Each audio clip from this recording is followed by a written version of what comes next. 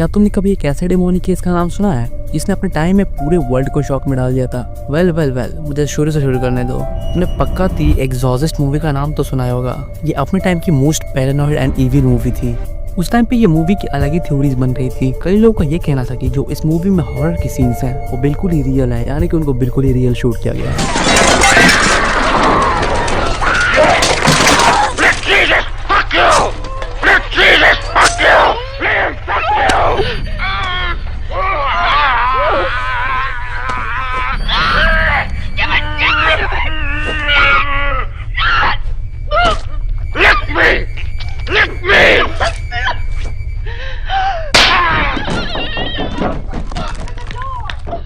You know what she did?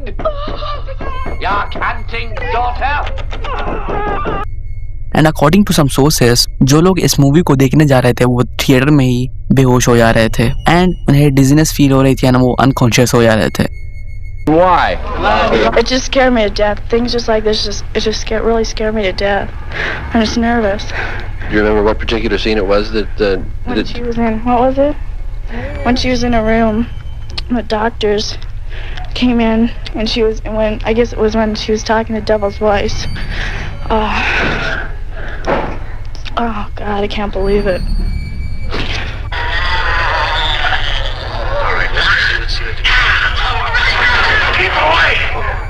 तुम तो जानते हो मीडिया की आदत है चीजों को बढ़ा चढ़ा कर दिखाना। Well let's come on main point. अगर मैं तुमसे कहूँ ये मूवी द एग्जॉर्सिस्ट बिल्कुल ही रियल लाइफ डेमोनिक केस पे बेस्ड है, तो क्या तुम मेरा यकीन करोगे? Definitely not. But let me tell you, ये मूवी बिल्कुल ही बेस्ड है एक रियल लाइफ डेमोनिक केस पे।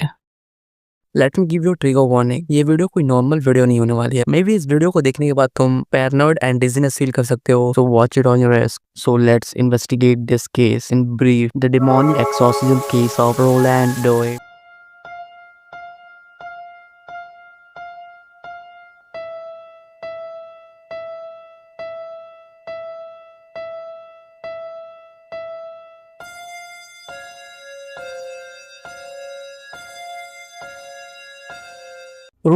रोलैंड यूएस का रहने वाला था। अकॉर्डिंग टू सम सोर्सेस उसकी एज 13 से 14 के बीच में होगी। रोलैंड एक कैथोलिक क्रिश्चियन फैमिली से बिलोंग करता था। रोलैंड की फैमिली काफी ज्यादा स्पिरिचुअल एंड रिलीजियस थी। रोलैंड की फैमिली में हर कोई एक वर्किंग पर्सन था, इसीलिए रोलैंड अपना ज्यादातर समय घर में ही बिताया करता था। पर रोलैंड की एक आंट थी जो कि उसके लिए एक इन्फ्लुएंसर पर्सनालिटी की तरह थी। रोलैंड अपना अधिकतर खाली समय अपने आंट के घर ही बिताया करता था। पर जो रोलैंड की आंट थी वो कोई नॉर्मल औरत नहीं थी, वो एक ओएजा थी।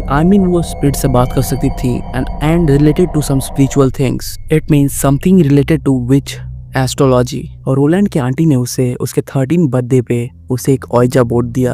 अगर तुम नहीं जानते ओएजा बोर्ड क्या होता है तो उससे तुम स्पिरिट से बात कर सकते हो। स्पिरिट तुम्हें वर्ड से हिंट देगी कि वो क्या कहना चाहती है। Let's come on main point. Surprisingly Roland उस ओएजा बोर्ड को सिर्फ 2 से 3 हफ्ते में ही चलाना सीख गया था। बट यहाँ स्टोरी में एक ट्विस्ट आता है। अनफॉर्चुनेटली रोलैंड की आंट की मिस्टीरियसली डेथ हो जाती है। इस हादसे से रोलैंड काफी ज्यादा डिप्रेस्ड हो जाता है एंड वो अपना अधिकतर समय अपने रूम में ही बिताया करता था। इस इंसिडेंट से उसे एक बड़ा झटका लगा था। रोलैंड पूरे हफ्ते अपने रूम में ही बिता देता। पर एक दिन रोलैंड ने डिसाइड किया क्यों ना वो एक एक्सपेरिमेंट करे जिससे वो ओएजा बोर्ड से अपनी आंट से बात करने की कोशिश करे। यहीं से चीजें बिगड़ना शुरू हो जाती हैं। वो जब ओएजा बोर्ड से स्पिरिट्स को बुलाने की कोशिश कर रहा होता है तो वो गलती से किसी इविल एंटिटी को कॉल आउट कर देता है। पर रोलैंड को ये बात पता नहीं होती कि उसने किसी इविल एंटिटी को समन कर लिया है। सरप्राइजिंगली उस दिन वो बड़े आराम से रहता है। पर इस इंसिडेंट के 1 हफ्ते बाद रोलैंड के साथ अजीब सी चीजें होने लगती हैं, जैसे कि ऊपर वाले फ्लोर से फर्नीचर्स को इधर से उधर करना एंड अपने आप ही वाटर टैप खुल जाना एंड उस वाटर टैप की आवाज से रोलैंड का पूरा घर गूंजने लगता था। पहले तो रोलैंड की फैमिली को ये लगा कि ये चूहों का काम होगा, और उन्होंने जब ये चेक किया तो उनके घर में एक भी चूहा नहीं निकला एंड आगे जाके चीजें और भी खराब होना स्टार्ट हो चुकी थी। धीरे धीरे ये वाटर टैप्स की साउंड स्क्रैचेस एंड किसी के चिल्लाने की आवाजों में कन्वर्ट हो गई। और ये तो एक बिगिनिंग थी, चीजें यहाँ और भी वर्स्ट होना स्टार्ट हो चुकी थी। एक सुबह जब रोलैंड की फैमिली उसके रूम में जाती है उसे देखने के लिए कि वो अभी तक क्यों नहीं उठा, जब रोलैंड की फैमिली उसके रूम में पहुंचती है वो पूरी तरह से शॉक एंड डिस्टर्ब हो जाते हैं। रोलैंड के फैमिली मेंबर्स देखते हैं कि रोलैंड की बॉडी पे अचानक से अपने आप ही कट्स अपीयर्स होने लगते हैं। ऐसा लगता है कि कोई अंधाधुन उसकी बॉडी पे चाकू चला रहा हो। एंड जब रोलैंड के फादर उन कट्स को और भी गहराई से देखते हैं तो वो कट्स किसी वर्ड की तरह लग रहे होते हैं। एंड वो जब उसे और भी गौर से देखते हैं तो वहाँ एक नाम लिखा होता है, वो होता है लुइस। इन कट्स को देखने के बाद रोलैंड की फैमिली समझ आती है ये सारी चीजें नॉर्मल तो बिल्कुल भी नहीं है। एंड वो डिसाइड करते हैं कि वो एक लोकल ल्यूथरल से बात करेंगे। एंड जब वो उस लोकल ल्यूथरल से बात करते हैं एंड वो सारी चीजें उसे बताते हैं, वो ल्यूथरल भी पहले इनकी बातों पे विश्वास नहीं करता, पर जब वो उसके घर पे आता है तो वो ये सब देख के काफी ज्यादा डिस्टर्ब एंड पैरानॉइड हो जाता है। वो इनसे साफ साफ कह देता है कि इन्हें चर्च की मदद लेनी होगी क्योंकि इन सभी चीजों से चर्च डील करता था। पर रोलैंड की फैमिली यहाँ एक सबसे ज्यादा स्टूपिड डिसीजन लेती है। रोलैंड की फैमिली ये नहीं चाहती थी कि वो इन सभी चक्करों में पड़े, सो वो अपना घर चेंज कर लेते हैं सोचते हुए शायद ये सारी चीजें होना बंद हो जाएंगी एंड वो इविल एंटिटी रोलैंड को छोड़ देगी, पर ऐसा कहाँ होना था। एंड फिर वो उस घर को छोड़ के एक नई जगह आ जाते हैं, मिजोरी सेंट लुइस। बट चीजें यहाँ भी ठीक नहीं होती। वो सारी स्क्रैचेस एंड कूदने की आवाजें और भी ज्यादा बढ़ने लगती हैं। अब तो कभी कभी रोलैंड की फैमिली किसी एंटिटी की शैडो को भी स्पॉट कर लेती थी एंड उन्हें काफी ज्यादा डर लगने लगा। फाइनली वो डिसाइड करते हैं कि वो चर्च की हेल्प लेंगे।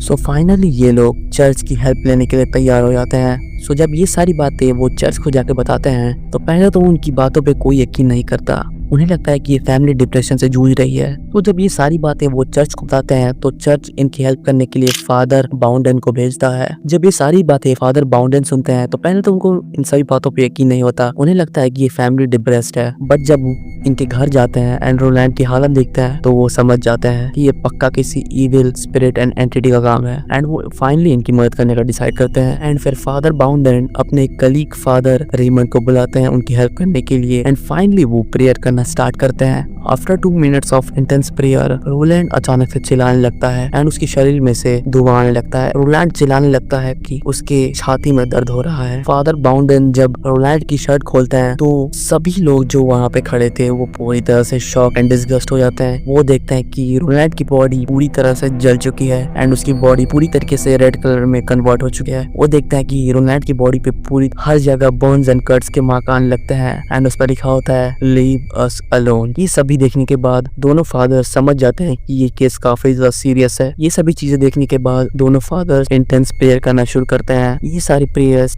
सुबह के 6 बजे से लेके रात के 12 बजे तक चलती है। तब कहीं जाके रोलैंड शांत होता है। फादर बाउंडन एंड फादर रीमंड समझ जाते हैं कि ये पक्का एक इविल डेमोनिक केस है एंड वो फाइनली डिसाइड करते हैं कि वो रोलैंड का एक्सॉर्सिज्म करेंगे। पर यहाँ एक दिक्कत थी, उन्हें एक्सॉर्सिज्म कंटिन्यू करने के लिए चर्च से परमिशन लेनी होगी। तो ये दोनों फटाक से जल्दी जल्दी भाग के चर्च जाते हैं एंड वहाँ फादर लुइस से रोलैंड के एक्सॉर्सिज्म के लिए परमिशन मांगते हैं एंड फादर लुइस उन्हें परमिशन दे भी देते हैं। बट फादर पॉल की एक कंडीशन होती है। वो कंडीशन होती है कि उस एक्सॉर्सिज्म के दौरान जो कुछ भी होगा फादर को वो सारी चीजें रिकॉर्ड करनी होंगी। एंड अब मैं तुम्हें वो सारी चीजें जो एक्सॉर्सिज्म के दौरान हुई थी मैं तुम्हें फादर बाउंडन के पर्सपेक्टिव से सुनाऊंगा। फादर बाउंडन ने अपनी डायरी में 28 डेज की सारी एंट्री लिखी हैं जो कुछ भी रोलैंड की एक्सॉर्सिज्म के दौरान हुआ। डे 1 मैं और मेरे कलीग फादर रीमंड रोनाल्ड के रूम में विजिट करते हैं। हम अपनी जरूरत का सारा सामान एक टेबल पे रखते हैं एंड जब हम अपना रिचुअल करना स्टार्ट करते हैं उस टाइम रोनाल्ड काफी ज्यादा वायलेंट बिहेव कर रहा था एंड हमें लैटिन में गाली देने लगा। पर हैरानी की बात ये थी कि रोलैंड कभी लैटिन कंट्री गया ही नहीं था एंड उसकी फैमिली में कोई भी ऐसा नहीं था जो लैटिन से बिलोंग करता हो। पर जब उसके डैड ने उसे शांत करने की कोशिश की तो सरप्राइजिंगली रोलैंड ने उसे उठा के हवा में 2 फीट ऊपर फेंक दिया एंड जब फादर बाउंडन ने उसे पकड़ने की कोशिश की तो उन्हें बिल्कुल ही नहीं लगा कि वो किसी 12-13 साल के लड़के को पकड़ रहे हैं। उन्हें लगा कि कोई 24-25 साल का एक प्रो रेसलर हो। रोलैंड की बॉडी में अननेचुरल पावर आ चुकी थी। डे 2 अब रोलैंड बिल्कुल ही काम एंड शांत है। रोलैंड अपने कमरे में आराम कर रहा है। हमें लग रहा है कि हमारे प्रेयर्स काम कर रही हैं। डे 3 रोलैंड हद से ज्यादा एग्रेसिव एंड वायलेंट हो गया है। हम उसे शांत करने की कोशिश कर रहे हैं बट वो और भी ज्यादा वायलेंट हो रहा है। हमने प्रेयर्स करना स्टार्ट कर दिया बट प्रेयर्स के कुछ देर बाद रोलैंड ऐसा बिहेव करता है कि उसे उल्टी आ रही है एंड वो अपने बेड से उठ के खिड़की के पास जाता है एंड वो उस खिड़की को खोलता है एंड वो उल्टी करने का नाटक करता है पर वो उल्टी करता नहीं एंड फिर वो अपने बेड पे आके लेट जाता है। हम प्रेयर्स लगातार 2 घंटे तक करते हैं एंड फाइनली रोलैंड शांत हो गया है एंड अब रोलैंड सो चुका है। हम रोलैंड रोलैंड के पास लगभग 6 घंटे बैठे रहे हैं, पर रोलैंड ने कोई हरकत नहीं की एंड वो बिल्कुल ही काम एंड शांत रहा। अब वो अपने मॉम एंड डैड से बात भी कर रहा है। हमें लगता है हमारी प्रेयर्स काम कर गई और वो इविल एंटिटी ने रोलैंड को छोड़ दिया। पर कई बार ऐसा होता है, आत्माएं हमें गुमराह करने के लिए अपने होस्ट की बॉडी को कुछ देर के लिए छोड़ देती हैं, ताकि हमें ऐसा लगे कि एक्सोर्सिज्म बिल्कुल ही सही गया और वो आत्माएं अब जा चुकी हैं। पर जब हम वहाँ से चल जाते हैं तो आत्माएं होस्ट को फिर से पोजेस कर लेती हैं। हमें लगा कि अब सब ठीक हो चुका है, इसीलिए हम 3:45 में चर्च के लिए निकल गए। हमारे जाने के बाद ही रोलैंड जोर जोर से चिल्लाने लगा एंड ऐसा बिल्कुल ही नहीं लग रहा था कि बस वो रोलैंड की चिल्लाने की आवाज हो। ऐसा लग रहा था कि पूरे घर से ही चिल्लाने की आवाजें आ रही हैं। डे 4 हम चर्च पहुंच चुके हैं। करीब सुबह के 7 बजे रोलैंड की फैमिली से हमें कॉल आता है एंड रोलैंड के फादर हमें सारी चीजें बताते हैं कि कैसे हमारे जाने के बाद रोलैंड एग्रेसिवली बिहेव करने लगा। जैसे तैसे हम जल्दी जल्दी कार ड्राइव करके रोलैंड के घर पहुंचे। रात के करीब 12 बज चुके थे। जब मैं और फादर रेमंड घर के अंदर पहुंचे तो हमें एक अजीब सी बू आ रही थी। हमने इसे इग्नोर किया, हमने उतना इस चीज पे ध्यान नहीं दिया। हम जल्दी जल्दी भाग के रोलैंड के रूम में पहुंचे। रोलैंड हमें देखते के साथ ही हमें गंदी गंदी लैटिन में गालियां देने लगा एंड ऐसा बिल्कुल नहीं लग रहा था कि वो बस उसकी आवाज हो। हर एक सेंटेंस के बाद उसकी आवाज बदल रही थी, कभी लड़के की, कभी लड़की की एंड कभी कभी एक छोटे बच्चे की। ये सभी चीजें देखने के बाद हमने प्रेयर करना स्टार्ट किया और जब हम प्रेयर कर रहे थे तब रोलैंड अजीब तरीके से बैठा और अपने बालों को एक एक करके नोचने लगा, जिसे देख के उसकी माँ परेशान होने लगी और वो हमें एक्सोर्सिज्म रोकने के लिए बोल रही थी। पर हमने प्रेयर्स को कंटिन्यू रखा और किसी तरह रोलैंड शांत हुआ। किसी तरह हमने रोलैंड को शांत किया। अब सुबह हो चुकी थी। हमने डिसाइड किया कि हम रोलैंड को दूसरी जगह ले जाएंगे, उसकी फैमिली से दूर, जहां हम अच्छे से एक्सोर्सिज्म कर सकें। 4:45 PM हमने चर्च से बात करके रोलैंड को सेंट लुइस के एक यूनिवर्सिटी में शिफ्ट करवाया। वहाँ पे एक असाइलम था जो कि बिल्कुल पूरी तरीके से खाली था, जो कि एक बेस्ट जगह थी रोलैंड की एक्सोर्सिज्म को परफॉर्म करने के लिए। वहाँ पहुँचते ही रोलैंड पूरी तरीके से वायलेंट हो गया एंड वो काफी ज्यादा एग्रेसिवली बिहेव करने लगा। पूरे दिन वो दीवार पे स्क्रैचेस एंड यूरिनेट करता रहा एंड बार बार एक वर्ड रिपीट कर रहा था, I wouldn't leave him, I was trapped in hell, you help me to escape from there. First recap today 6 to day 20। Finally church ने हमारी हेल्प करने के लिए फादर एल्बर्ट को भेजा। फादर एल्बर्ट अपनी फील्ड में काफी ज्यादा मशहूर थे। वो स्पिरिट्स को बात करके उन्हें शांत करने का काम करते थे, इसीलिए चर्च ने उन्हें हमारी हेल्प के लिए भेजा था। हमने लगातार 6 घंटे प्रेयर चैंटिंग्स की एंड रोनाल्ड को शांत करने की बहुत कोशिश की, पर वो शांत नहीं हो रहा था। हमारे एक्सोर्सिज्म करने के बाद फादर एल्बर्ट रोलैंड से मिलने गए एंड वो अपने साथ एक हॉट सूप भी ले गए थे ताकि वो रोलैंड को ये पिला के उसे